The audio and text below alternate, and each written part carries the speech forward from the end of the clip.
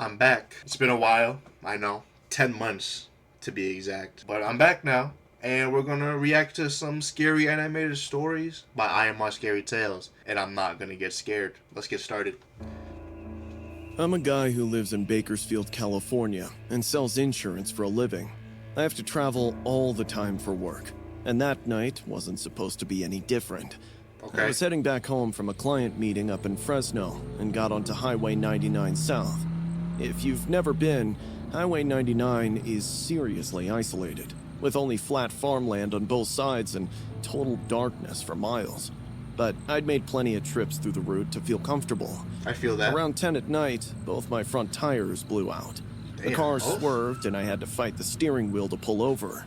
When I finally got out to look, it was bad. Both tires were totally shredded. There was green glass everywhere on the road from a busted bottle. Some drunk dude probably tossed it out their window and it smashed right in my lane. Really? Both of your front tires popped? Not just one of them? Shit happens. Of course, had only one spare, so I called 911. They patched me through to a tow company, and the guys said it'd be at least 45 minutes. So that's not bad. I had no other option but to wait. Leaning against my car, I lit up a smoke and stared at the natural moonlight dancing on the swaying fields and trees. Suddenly, I got the creeps, like someone was checking me out. Thinking maybe it was the ambiance, I got in the car and started scrolling on my phone. After about 15 minutes, all that soda and caffeine needed to come out. I headed for the nearest tree and started going. That would suck. All of a sudden, I heard rustling behind a bush. Why wouldn't you just... I mean, I know you're right next to the road and anyone could drive by. But, I mean, I would have stayed by the car. Why would you have to walk into the woods to do it? You don't have to walk all the way into the woods. You can walk like 5 feet max. Maybe 20 feet away. I stopped midstream and turned around. I felt as if a shadow had ducked under. My mouth dried up. I was gonna say, while you're doing your business, just turn around and just whip it around. You know what I mean? Hello? I called out. The rustling stopped, but that creepy feeling of being watched didn't go away. I quickly zipped up and started hurrying back to my car. You didn't finish? Right on cue, I heard footsteps echoing behind me, matching my pace exactly. I stopped and turned around. The road was empty in either direction. As I sped up, the footsteps quickened too. I sprinted to my car, yanked the door open, jumped in, and locked all the doors. I sat there, breathing hard with my heart pounding in my chest. I scanned the dark surroundings through the window, but everything seemed normal. I waited with my heart in my mouth for someone to jump on my car, smash the window, and attack me. After 10 minutes, nothing happened. Well, then get a weapon. I began to relax, laughing at my own foolishness. It was probably just an animal, maybe a coyote. I realized I still had to pee. I hadn't finished, and... I told you. You never finish a piss, it's gonna come back to bite you. Fear had only made it worse. I looked around one more time before I opened the door. This time, I stayed close to the car, walking to a different tree right next to the road where I could see everything. You should have done that the first time. I stood under the tree and one last time took a good look at my surroundings. The road was completely empty. No cars, no sign of the creepy guy. I sighed in relief and unzipped my jeans to empty my bladder. I had just begun to pee when I felt a cold shiver at the back of my neck like something bad was about to happen. Suddenly, a chuckle echoed from somewhere above. I froze and slowly looked up. A man was crouched on a thick branch directly above me, maybe 8 feet up. He looked insane. Like, why, though? Literally, why is he on a branch? How did you even get up there? And of course, why did it have to be the specific tree that bro chose to piss on? That's just how fate works sometimes. Like, what is he gonna do? Jump down? He's gonna break his legs. With buzz-cut hair, bulging out eyes, and strands of wires hanging straight from his skull. It was horrifying, because once I noticed closely, I realized the wires were sewn inside his head intentionally. His hands were scarred too. See that in that darkness. He was grinning like a clown, as if all of this weirdness was funny to him. As we locked eyes, his smile widened. He opened his mouth and let out an ear-splitting, inhuman scream. I stumbled backward and hit the pavement That hard. would definitely freak me My knees out. scraped, and my forehead cracked against the concrete with blood running into my eyes. But adrenaline kicked in. I hurriedly scrambled up and limped back to the car. By the time I got in, the blood had soaked through my shirt. I didn't care. I slammed the door, locked it, and fumbled for something to wipe the blood. I found a napkin and pressed it on my head. Outside, he was crawling down from the tree like a spider. Like, how is he doing that? Like, he's literally just gripping the tree. I mean, if you're crazy, nothing really matters. If there's a will, there's a way. Chuckling. When he reached the ground, he stood still as a statue without blinking. My fingers curled around my phone. I had to dial 911, but I was so shaken I couldn't punch the keys or look away. My heart was hammering in my chest as I waited for him to come get me, but he didn't move an inch. Because he's scared, that's I don't why. know how much time had passed before headlights flooded down the highway and a tow truck honked, making me jump out of my skin. The truck pulled up behind my car, and the driver got out. He was a big guy in overalls who looked normal and safe. "You the guy with the blown tires?" he called out. I nodded, still trembling, and pointed a shaky, bloodied finger where the man had stood. And he's gone. "What?" the tow guy grumbled. When I looked at where the man had been standing, the space was empty. He... See? I sobbed, shaking my head. You don't want the smoke. "You okay? You're bleeding." I nodded again, unable to form words. He helped me with the first aid, hurriedly hooked up my car and loaded it on the flatbed. I rode in the truck with him and kept looking out the window for that man. Those wires. Yeah, he would be long gone by now. I never saw him and never told the driver what happened. He wouldn't have believed me anyway.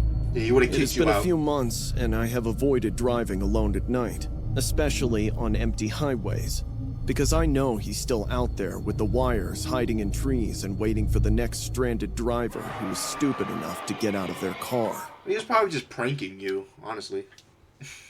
I'm from Tacoma, and I've lived in the same neighborhood long enough that walking home alone at 11 at night wasn't something I even thought twice about.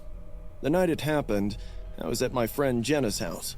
We were studying for the next day's history test and lost track of time. My parents knew where I was, so I wasn't worried. Besides, I'd probably done those 8 blocks 100 times. You know, it's crazy. Maybe it's just a me problem. In school, doing all these homeworks and studying, I never went to a friend's house. Never had a friend come over to study. Could just be a me problem. The first few blocks were fine. I was mostly alone on the road with a couple of strays, but everything felt as it should be until I turned into Spruce Street and spotted this old man. He was standing under a flickering streetlight, hunched over in a dirty jacket with stains all down the front, and he was coughing so hard his whole body was shaking with the impact. Figuring he could be a sick hobo, I kept walking. I was only some feet away from him when he bent over and spat on the sidewalk. Damn. Even from 20 feet away, I could see it was dark and thick against the concrete and smell the awful copper. I put my head down and walked faster. I wasn't going to look at him. I was just going to get past him and keep going. But I did look. I don't know why. That was your When first I glanced up, he was already staring right at me with this huge, shady smile that shook me to the bone. I could see blood on his teeth that was dripping off his chin, and his tongue was the color of grass. I got past him as casually as I could manage and turned onto Oak Street. I kept walking. I told myself he was just some sick homeless guy and it was fine. Suddenly, I heard footsteps behind me, as if someone was dragging themselves. I looked back, and it was him. My breathing picked up. He was still smiling and bleeding, and he was following me at this steady pace that wasn't catching up but wasn't falling back. I don't know if I would actually do this, but if I noticed that he was following me, I would stop, turn around, and be like, "Yo, bro, what's up? What's up, Gramps? You want some money?" I'm not like that. My heart started hammering. I turned onto Maple Street and sped up, but the footsteps stayed the same. I kept looking over my shoulder, and he kept walking closer. Now, He was maybe 15 feet behind me. Hey, why are you following me? I stopped and turned. My voice came out smaller than I meant it to. He stopped walking and stood there swaying a little. Nah, actually, what I would have done is I would have stopped, did something like this with my arms, squatted, you know, like, just be weird, jump around, look at him, and be like... Now, would that work, or would that turn him on? I thought you were leading me. He coughed again and laughed at the same time, Alright, bro. making a horrible, wet, choking sound. Before I could react, he stepped closer and whispered, "Back to where you left me." I could only think of turning and bolting the fastest I could. My backpack slammed against me, and my lungs burned, but I didn't stop. I could still hear him behind me. I'd gotten so turned around I didn't even know which direction my house was anymore. Right then, my foot caught a crack in the pavement, and I went down hard on both hands. Damn. The skin on my knee sliced up, and blood oozed out of the wound. It took me a second to catch my breath. Everything hurt, and I couldn't see straight from crying. When I got up and looked back, he was there, maybe 15 feet away. He had stopped running now, How did and he... he was walking toward me. How did he stay with you, though, while you were running? You know, I mean, he could be on something, but if I'm running, there's going to be a large distance created between me and this dude. I wouldn't have gotten caught. Like A-Train. A-Train only got caught because he let himself get caught. I kept going, even though my knee was killing me. Panicked, I looked around and I realized where I was. Mrs. Whitmore's house was 2 doors down from mine. I crawled to her door and started pounding on it. Mr. Whitmore opened it, looking confused and worried. "Maya?" I spun around and pointed at the street behind me. There's a man following me. He's right there. He's been following me for 5 blocks and he won't stop. When Mr. Whitmore peeked over my shoulder, the street was empty, except for the parked cars and the streetlights. No, it's not real. But what if Mr. Whitmore? What if he was in on it? That would be absolutely disgustingly atrocious. "There's no one there, honey." He was right there. He said something about me leaving him somewhere. I swear he was right behind me the whole way. They brought me inside. Mrs. Whitmore got me some water and a Band-Aid, but I couldn't stop shaking. When my dad came to pick me up, Mr. Whitmore explained what happened. My dad figured I'd just scared myself over some homeless guy and kept saying I was safe now, that it was okay. But when we were walking back to our house, I saw the footprints on the sidewalk. They were dark and wet, leading right up to the Whitmore's porch, stopping exactly where I'd been standing when I turned around. I didn't sleep that night, kept the lights on, door locked, and every time I closed my eyes, I could see that smile. By morning, the footprints had disappeared. It had rained or something, or maybe I imagined them. I honestly don't know anymore. I'm 19 now and at college in Seattle, but I think about that old man all the time. I still remember every detail, including the words he said to me. I've turned it over 1,000 times, and it still doesn't make sense. I never left anyone anywhere. I'd never seen him before that night, but Yeah, he recognized obviously he's just me. crazy. He looked at me like he knew exactly who I was. You probably just look familiar. Sometimes I wonder if he's someone you still knew. out there, walking those streets in Tacoma, looking for whoever he thinks I am. He's dead. Still bleeding and still smiling. Some nights, I hear coughing outside my dorm window, and when I get up to look, there's nobody there, except wet footprints on the sidewalk leading right to my door. Nah, that's not real. I'm Nathan from Olympia, Washington, and this happened when I was 11, so like 5 years ago, but I still remember everything like it was yesterday. It was summer, and I spent all afternoon at the park near my house. My mom let me go by myself because she could literally see the park from our kitchen window. I was on the swings and climbing stuff with 2 other kids from my neighborhood. Around 5, I bid them goodbye and started walking home. Along the way, I got a chocolate ice cream with rainbow sprinkles from the truck.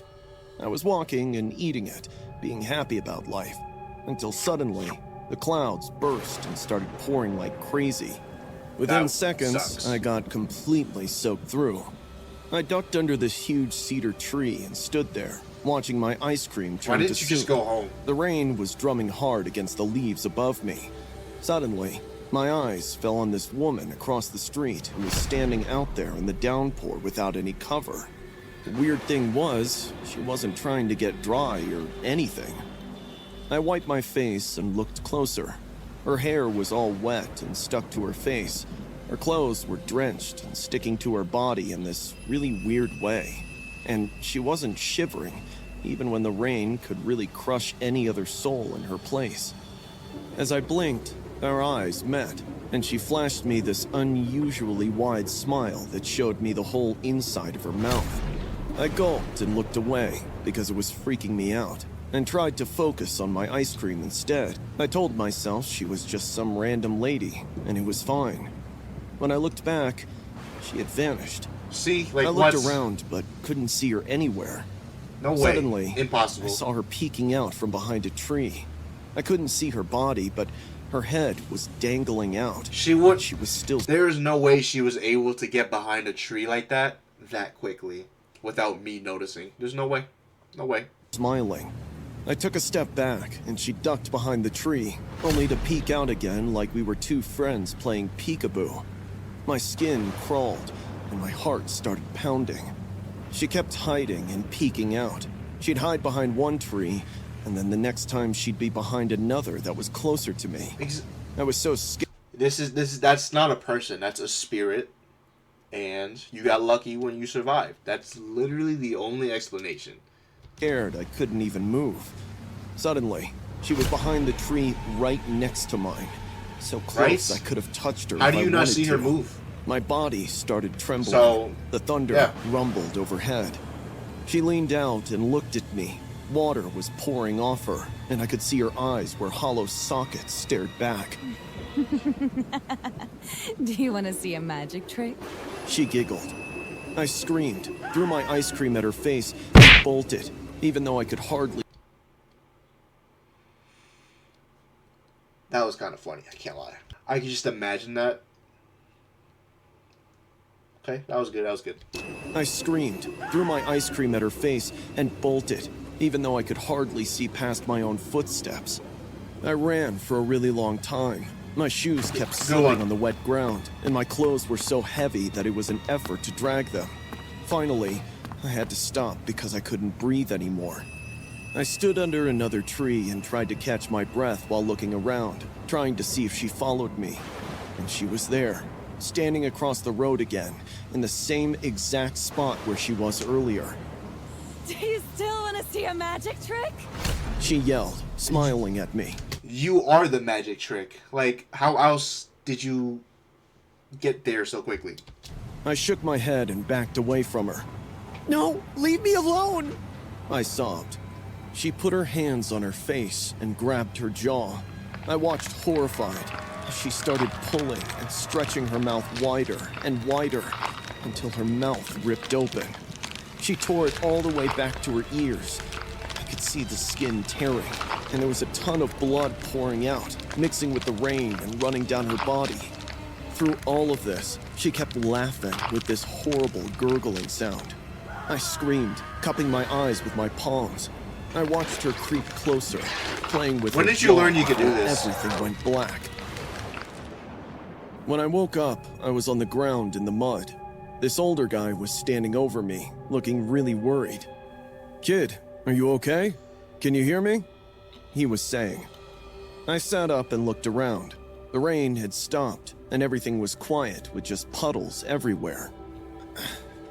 What happened? You tell me. I found you passed out here. Give me your parents' number, I'm gonna call them. My mom came and got me. She was crying because she was so scared.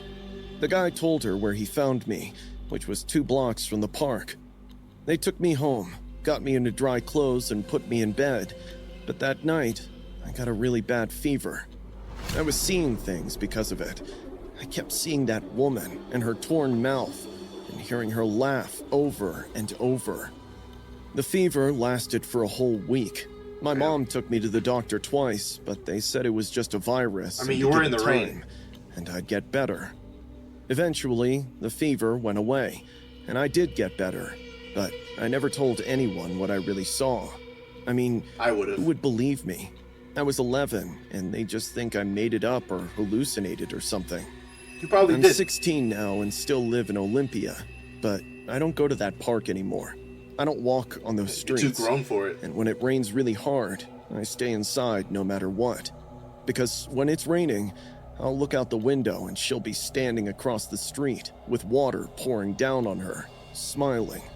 And I know if I look at her for too long, she'll start playing that game again, hiding behind trees and peeking out, getting closer and closer until she's right next to me, asking if I want to see her magic trick. And I really, really don't want to know what happens if I say yes. Oh yeah, if she does that when you say no, imagine what she does when you say yes. But again, it's always like this. It's either, well, yeah, it's either you made it up, which, you know, don't want to be that person to be like, oh, you made that up, or it's just a spirit. It has to be a spirit. Like, there's no other explanation. Why didn't you see her move around, right? I believe in spirits like that. I do. And then the third thing is, you probably got drugged from the ice cream. Let's be real. That's the only real plausible explanation. When you got the ice cream, that dude, the ice cream vendor man, put something in it, and then you started seeing things. That's, you know, like, that's the only thing that makes sense. Like, because, again, how would you not be able to see that woman move around between trees? It makes no sense. But yeah, that was 3 true being followed horror stories animated by the GOAT, I Am Our Scary Tales. Link to the video will be in the description. Like I said earlier, I'm back now. I had to take a break. Sounding like Corey Kenshin for 10 months. I'm back. Videos will be back up. What? Videos will be pretty often now. That's it. And until next time, see ya.